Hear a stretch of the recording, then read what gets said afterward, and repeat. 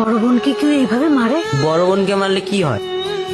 বোনকে মারলে কেউ ভালো ভাই হতে পারে না, আর ভালো ভাই হতে না পারলে বোন যখন বড় হবে, ওর যখন বিয়ে হয়ে যাবে, ওর শ্বশুর বাড়ি তুমি যাবে না, তখন কি তোমাকে বড় বোন ডিম ভাজি করে খাওয়াবে? বুবু শোন না।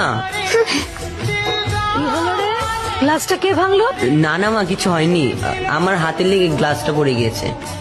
বুবু সরি, প্রমিস আর কখনো করবো না। হইছে, এবার তুই এখন খা। তাহলে তো শ্বশুর বাড়ি গেলে ডিম ভাজা করে খেতে দিবি তো? ভাবি, ভাবি দেখো কে আসছে।